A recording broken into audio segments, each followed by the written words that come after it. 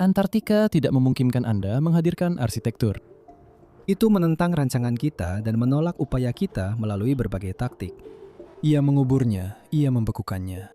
Ia mengisolasinya, memecahkannya hingga terlepas ke laut dan menimbulkan kehancuran tanpa memedulikan orang-orang Malang yang kebetulan berada di dalamnya. Namun bagi satu arsitek, hambatan-hambatan ini dipandang sebagai peluang untuk masa depan yang sedang berubah. Namanya adalah Hugh Broughton, dan di bagian dunia yang disebut sebagai perbatasan terakhir arsitektur, tidak ada yang lebih banyak berkontribusi untuk membuatnya layak huni. Dia telah merancang beberapa fasilitas riset paling canggih di Antartika, mulai dari Heli 6, stasiun terkenal yang berdiri di atas ski, hingga gedung penemuan baru di Rothera dan generasi berikutnya dari pangkalan kutub milik Spanyol, Selandia Baru, dan Australia. Pertanyaan yang jelas tentu saja adalah kenapa?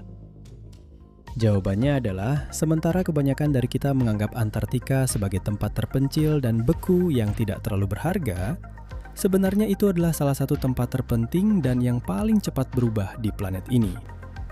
Benua ini tidak hanya menawarkan peluang besar untuk penelitian ilmiah di berbagai bidang yang berbeda, tetapi juga, percaya atau tidak, memiliki konsekuensi geopolitik yang sangat besar. Di bawah es, terdapat daratan yang membentuk sebuah benua yang lebih besar dari Eropa, dan sebagian besar wilayahnya tidak dimiliki oleh negara manapun. Dan esnya sedang mencair. Seiring benua yang terlupakan ini perlahan-lahan menjadi semakin mudah diakses. Bahkan, belakangan ini terjadi lonjakan pariwisata. Meski terdengar luar biasa, kita mungkin akan melihat peta dunia yang berbeda di masa depan. Sejauh mana Hugh Broughton dan mungkin para penerusnya di masa depan akan mengembangkan Antartika? Seberapa mudah benua ini diakses suatu hari nanti? Apakah Antartika akan tetap tidak dimiliki atau akan menjadi bagian dari suatu negara? Dan bagaimana hal itu akan diputuskan? Ini adalah pertanyaan yang nyaris tak seorang pun menyangka perlu ditanyakan. Namun dalam episode Looking For kali ini, kita akan menyelidiki pertanyaan-pertanyaan tersebut. Bergabunglah bersama kami saat kami mempelajari tempat bak dunia lain ini dan hubungan kita yang masih cukup muda dengannya. Mulai dari penjelajahan awal, perkembangan modern, hingga kemungkinan-kemungkinan menakjubkan di masa depan. Sudah jelas bagi umat manusia selama berabad-abad bahwa di ujung bawah bumi pasti ada sesuatu. Namun hingga ternyata belum lama ini tidak ada yang tahu apa itu. Banyak yang berspekulasi bahwa pasti ada daratan besar di sana. Bahkan Aristoteles beralasan bahwa bumi harus seimbang dan karena itu daratan di belahan utara membutuhkan padanan di belahan selatan. Ahli matematika dan astronom Romawi, Ptolemaios, membantu mewujudkan ide tersebut dalam bentuk kartografi dengan menggambarkan Samudra Hindia yang dikelilingi oleh Afrika, India, dan daratan selatan. Asumsi ini kemudian diwarisi oleh para pembuat peta Eropa selama masa Renaissance dan zaman penjelajahan, dengan menyebut daratan misterius yang tak terlihat ini sebagai Terra Australis Incognita.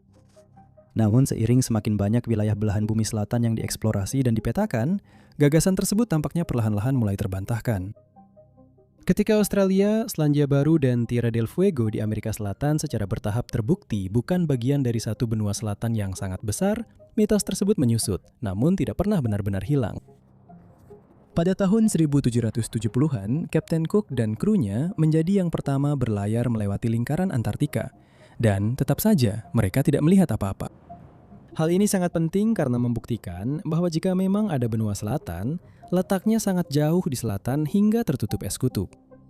Sekitar 50 tahun kemudian, dan anehnya hampir secara bersamaan, seorang penjelajah Rusia bernama Fabian Gottlieb von Bellinghausen dan seorang perwira Angkatan Laut Inggris bernama Edward Bransfield, keduanya secara independen melihat Antartika untuk pertama kalinya. Beberapa bulan kemudian, seorang pemburu anjing laut Amerika bernama Nathaniel Palmer juga melihat daratan.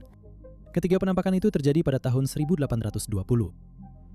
Pendaratan pertama yang diklaim di benua itu terjadi setahun kemudian oleh pemburu anjing laut Inggris Amerika, John Davis. Meskipun kita harus menekankan kata diklaim di sini. Namun terlepas dari apakah John Davis secara teknis adalah yang pertama atau tidak, dalam beberapa tahun saja Antartika telah menjadi tujuan rutin bagi kapal-kapal yang berburu anjing laut untuk diambil bulu, kulit, dan minyaknya. Dalam beberapa dekade berikutnya, Antartika juga menjadi target bagi para ilmuwan dan pembuat peta. Namun saat abad itu mendekati akhirnya, bahkan ketika peta-peta mulai terisi, benua terpencil tersebut tetap pada dasarnya tidak dapat dihuni dan penuh misteri. Kemudian, pada akhir tahun 1890-an, era penjelajahan Antartika dimulai. Ekspedisi Salib Selatan menjadi yang pertama melewati musim dingin di daratan utama Antartika. Sekitar 1 dekade kemudian, penjelajah Norwegia Roald Amundsen menjadi orang pertama yang mencapai Kutub Selatan, membuka persaingan sengit antara Inggris dan Norwegia. Dan benar saja, hanya beberapa tahun kemudian, penjelajah Inggris Ernest Shackleton memimpin ekspedisi untuk melintasi Antartika dari laut ke laut yang secara teknis gagal. Namun menjadi legendaris setelah Shackleton dan seluruh krunya entah bagaimana berhasil bertahan hidup selama 2,5 tahun menghadapi cobaan tersebut. Setelah Perang Dunia Kedua, Antartika beralih dari ekspedisi heroik menuju kehidupan di stasiun permanen. Antara Juli 1957 dan Desember 1958, 12 negara mendirikan 50 stasiun penelitian di Antartika. Hal ini mengarah pada penandatanganan sebuah dokumen penting yang akan kami jelaskan sekarang, yaitu Traktat Antartika pada tanggal 1 Desember 1959. Traktat Antartika muncul karena sebuah masalah yang tampaknya sederhana, bahkan bisa diprediksi, tetapi masalah itu tidak memiliki solusi yang jelas, dan hingga hari ini pun masih belum ada solusi yang jelas. Siapa yang memiliki Antartika? Pada tahun 1950-an, negara-negara seperti Chili, Argentina, dan Inggris memiliki klaim teritorial di benua itu. Beberapa di antaranya bahkan saling tumpang tindih dan bertentangan satu sama lain. Kekhawatirannya tentu saja adalah bahwa Antartika akan segera menjadi medan pertempuran baru. Dimiliterisasi, dieksploitasi sumber dayanya, diperdebatkan, dan mungkin bahkan lebih buruk dari itu. Amerika Serikat, karena khawatir akan Perang Dingin, mengundang 11 negara lain yang terlibat ke sebuah konferensi diplomatik di Washington DC, di mana perjanjian itu kemudian dinegosiasikan. Singkatnya, perjanjian tersebut mencegah tindakan militer, termasuk pembangunan pangkalan dan pengujian. Perjanjian itu juga membekukan klaim teritorial yang sudah ada tanpa secara resmi mengakuinya. Artinya, selama lebih dari setengah abad hingga hari ini, Antartika adalah satu-satunya benua yang tidak dimiliki oleh negara manapun. Benua ini menjadi suaka perdamaian dan eksplorasi ilmiah, meskipun mungkin kata suaka agak berlebihan mengingat cuacanya. Ini bisa dianggap sebagai kisah yang indah yang mungkin membuat sebagian orang kembali percaya pada kemanusiaan. Namun, ada efek samping yang aneh dari perjanjian unik ini. Arsitektur dan infrastruktur, baik atau buruknya, cenderung mengikuti pemukiman, ekstraksi, perdagangan, dan kekuatan militer. Namun di Antartika, tidak ada satupun dari hal-hal ini yang diizinkan. Satu-satunya kehadiran manusia jangka panjang di sana pada dasarnya hanya untuk sains dan infrastruktur ilmiah. Dan jika Anda memikirkannya, itu sebenarnya cukup luar biasa. Sebuah benua, seluruhnya di mana hampir semua yang dibangun manusia ada untuk satu tujuan, yaitu memperluas pengetahuan. Antartika mungkin didedikasikan untuk ilmu pengetahuan saat ini, tetapi itu tidak berarti manusia tidak semakin tertarik pada benua tersebut. Faktanya, Asosiasi Internasional Operator Tur Antartika baru-baru ini melaporkan bahwa dalam 1 dekade terakhir, pariwisata di Antartika telah meningkat 3 kali lipat. Ini adalah tingkat pertumbuhan yang setara dengan destinasi wisata dengan pertumbuhan tercepat di bumi. 117.000 orang mengunjungi Antartika antara tahun 2024 dan 2025. Sebagian besar datang dengan kapal pesiar, tetapi banyak dari kapal pesiar ini menawarkan pengalaman tambahan seperti kayak panjat tebing, berenang jika Anda bisa mempercayainya, dan bahkan menginap semalam. Baik karena uang, akses, teknologi, makna budaya, atau kombinasi dari semuanya, Antartika sekarang bukan lagi sekedar hamparan terpencil yang dipandang hanya sebagai ruang kosong bagi sains. Tempat ini semakin menjadi garis depan baru bagi aktivitas manusia. Dan itu berarti infrastruktur tiba-tiba menjadi penting. Dan disitulah Hugh Broughton, arsitek yang telah merancang masa depan Antartika, berperan. Pekerjaan arsitektur yang dilakukan Broughton bukan sekadar membangun tempat berlindung di iklim ekstrim. Karyanya menandai perubahan yang jelas menuju bangunan adaptif jangka panjang. Dan bersamanya, potensi tahap baru aktivitas manusia di Antartika. Ambil contoh, karya Broughton yang paling terkenal, Halley 6. Ini adalah iterasi ke-6 dari stasiun survei Inggris yang terletak di paparan Esbrun dekat Laut Weddell. Stasiun ini terdiri dari 8 modul yang berdiri di atas kaki hidrolik dan ski. Survei Antartika Inggris menggunakan kata sifat yang menarik untuk menggambarkan stasiun ini, yaitu dapat dipindahkan. Halley 6 memang merupakan fasilitas penelitian pertama di dunia yang dapat dipindahkan. Kaki-kaki tersebut memungkinkan modul-modulnya untuk terangkat di atas tumpukan salju, dan ski-ski yang ada memungkinkan modul-modul itu untuk ditarik ke lokasi baru jika dan ketika retakan di paparan es mengancam stasiun. Paparan es Brun tempat Heli 6 berada adalah lempengan es mengapung setebal 150 meter. Lempengan ini bergerak menuju laut dan akhirnya terpecah menjadi gunung es. Lempengan es itu mengalir ke barat menuju laut, di mana secara berkala pecah dan terlepas. Cukup mudah membayangkan mengapa arsitektur biasa gagal di sini. Tapi untuk memperjelasnya, kita berbicara tentang akumulasi salju yang bisa mengubur bangunan, suhu dingin dan angin yang ekstrim, berbulan-bulan kegelapan musim dingin, isolasi logistik total, dan yang tak kalah penting, pergerakan es serta retakan yang secara fisik bisa memisahkan stasiun dari area yang aman. Versi-versi Heli sebelumnya akhirnya menyerah pada ancaman-ancaman ini. Namun ketika Hugh Broughton Architects dan Acom menyelesaikan Heli 6 pada tahun 2013, mereka memperkenalkan sebuah bangunan yang alih-alih mencoba mengalahkan kondisi Antartika, justru memiliki kemampuan baru untuk mundur dari kondisi tersebut. Dan beberapa tahun kemudian, itulah yang benar-benar terjadi.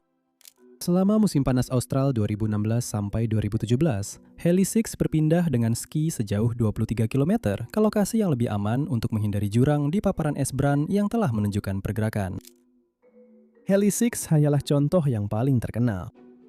Broughton juga pernah terlibat dalam proyek pangkalan Antartika Juan Carlos yang pertama milik Spanyol di Pulau Livingston di Kepulauan Shetland Selatan. Spanyol telah mengoperasikan stasiun musim panas saja di sana sejak tahun 1988. Tetapi ketika Broughton dipanggil, bangunan-bangunan lama itu sudah mencapai akhir masa pakainya. Desain pengganti yang dibuatnya adalah tata letak modular radial dengan bangunan habitat 3 sayap yang diatur mengelilingi inti pusat, bangunan sains terpisah, serta modul pendukung untuk layanan dan penyimpanan. Pangkalan tersebut dirancang untuk menampung 24 orang dengan opsi untuk diperluas hingga 48 orang. Meskipun mungkin tidak semegah Heli 6, desain ini menunjukkan pola yang sama. Broughton tidak hanya merancang bangunan yang bisa bertahan di Antartika. Dia merancang bangunan berdasarkan realitas sosial dan logistik kehidupan di sana. Hal itu menjadi semakin jelas di stasiun riset Rothera, basis Antartika terbesar milik Survei Antartika Inggris, yang terletak di Pulau Adelaide di lepas menanjung Antartika. Di sini, Broughton merancang gedung Discovery, sebuah pusat operasi 2 lantai seluas 4.500 meter persegi dengan lebih dari 100 ruangan dan area. Berbeda dengan Heli 6, gedung ini tidak perlu berpindah dari paparan es yang retak. Tugas utamanya justru sebaliknya, yaitu untuk memperkuat keberadaan jangka panjang di Antartika. Untuk membangun gedung Discovery, konstruksi harus dilakukan selama periode kerja musim panas yang singkat untuk menghindari kondisi musim dingin yang keras. Terkadang hanya selama 10 minggu. Selama musim panas, tim yang terdiri dari 24 orang memasang 70 fondasi beton pracetak, memasang 32 bagian dinding keliling, dan menempatkan sekitar 3.500 ton batu isian yang sudah dipilah. Musim-musim berikutnya, tim yang beranggotakan hingga 54 orang mendirikan rangka baja dan cangkangnya, membuatnya tahan cuaca sebelum musim dingin, lalu kembali untuk penyelesaian dan pengoperasian. Selama itu, tim melakukan sebanyak mungkin simulasi dan pengujian di Inggris untuk memastikan semua proses berjalan lancar saat berada di Antartika. Bangunan ini memberikan banyak manfaat. Listrik, air minum, komunikasi, ruang medis, bengkel, penyimpanan, kantor, area persiapan lapangan, bahkan rekreasi. Semua ini terintegrasi dalam satu struktur pusat menggantikan bangunan-bangunan lama yang sudah tidak efisien dan ketinggalan zaman. Dan logika yang sama juga terlihat dalam karya Broughton di Scott Base milik Selandia Baru, di mana rencananya terdiri dari 3 bangunan yang saling terhubung, berinsulasi tinggi, ditinggikan untuk mengurangi tumpukan salju, dan dirancang untuk menampung 100 orang. Mereka selama 50 tahun ke depan akan didukung dalam penelitian iklim kutub yang sedang berlangsung, mempelajari hal-hal seperti es Antartika, ekosistem, atmosfer, dan implikasi yang lebih luas bagi sistem iklim global. Ini juga terlihat dalam karyanya yang terkait dengan program pembaruan infrastruktur Antartika Australia, termasuk peningkatan di stasiun Davis yang diperkirakan akan berlangsung selama beberapa tahun ke depan, yang juga akan mendukung misi yang lebih luas untuk memahami bagaimana Antartika berubah dan apa arti perubahan tersebut bagi seluruh planet. Jika dilihat secara keseluruhan, proyek-proyek ini menunjukkan bahwa masa depan Antartika bukanlah gelombang mendadak pembangunan kota, kawasan pinggiran, dan pembangunan biasa. Ini adalah sesuatu yang lebih aneh, kehadiran manusia yang lebih permanen, lebih canggih, dan dikelola dengan lebih hati-hati. Hal ini menimbulkan pertanyaan berikutnya. Jika Antartika menjadi lebih mudah dijangkau, lebih penting untuk dipelajari, dan lebih menggoda untuk dikunjungi, seperti apa wujudnya di masa depan? Tentu saja, jawaban jujurnya adalah tidak ada yang tahu. Namun, kini beberapa kemungkinan masa depan tampak terbuka, tidak seperti sebelumnya. Kemungkinan pertama yang perlu diingat adalah bahwa Antartika masih bisa tetap menjadi seperti yang dibayangkan oleh perjanjian aslinya. Sebuah benua untuk perdamaian dan ilmu pengetahuan, tanpa kota, tanpa pemukiman massal, dan tanpa ekonomi normal. Di masa depan itu, kehadiran manusia bertambah, tetapi dengan hati-hati. Lebih banyak stasiun penelitian, landasan pacu yang lebih baik, dermaga yang lebih kuat, sistem tenaga yang lebih bersih, pemantauan lingkungan yang lebih banyak bangunan seperti rancangan Broughton. Bukan arsitektur penaklukan, tetapi arsitektur yang menahan diri. Namun hal lain yang bisa terjadi, yang sejujurnya tampaknya semakin mungkin, adalah perubahan iklim akan membuat Antartika jauh lebih menentukan nasib dunia luar. Contoh terbaru yang paling jelas mungkin adalah Gletser Thwaites di Antartika Barat, yang sering dijuluki Gletser Kiamat. Cekungannya kira-kira seluas 192.000 km persegi, lebih luas daripada negara bagian Florida di Amerika Serikat. Dan jika Gletser Thwaites runtuh sepenuhnya, itu bisa menaikkan permukaan laut global sekitar 65 cm. Yang lebih mengkhawatirkan lagi, Gletser Thwaites membantu menahan sebagian dari lapisan es Antartika Barat yang lebih luas, yang berisi cukup banyak es untuk menaikkan permukaan laut hingga beberapa meter. Ini tidak berarti gletser tersebut akan lenyap besok, tetapi laporan terbaru menunjukkan bahwa rak es bagian timurnya mungkin sudah mendekati titik pecah, yang bisa menghilangkan salah satu penahan yang memperlambat aliran gletser ke laut. Di masa depan itu, Antartika menjadi penting bukan karena manusia bisa tinggal di sana, tetapi karena kehidupan miliaran orang di tempat lain, di pesisir yang bentuknya ditentukan oleh apa yang akan terjadi pada es Antartika selanjutnya. Kemungkinan ketiga yang cukup masuk akal adalah tekanan manusia akan terus meningkat. Pariwisata sudah meningkat 3 kali lipat dalam 1 dekade, seperti yang sudah kami sebutkan sebelumnya, tapi intinya lebih besar dari sekedar pariwisata. Antartika menjadi lebih mudah dijangkau, lebih terlihat, dan semakin terhubung dengan bagian dunia lainnya. Dan terakhir, mungkin yang paling mungkin dari semuanya, masa depan tidak akan hanya terdiri dari satu skenario dramatis, tetapi merupakan benturan beberapa skenario. Ilmu pengetahuan, pariwisata, urgensi iklim, kepentingan geopolitik, perlindungan lingkungan, dan infrastruktur, semuanya sama-sama tertuju pada benua terlarang yang sama. Apapun yang akan terjadi pada Antartika, masa depannya tidak akan ditentukan hanya oleh penjelajah, ilmuwan, diplomat, atau model iklim.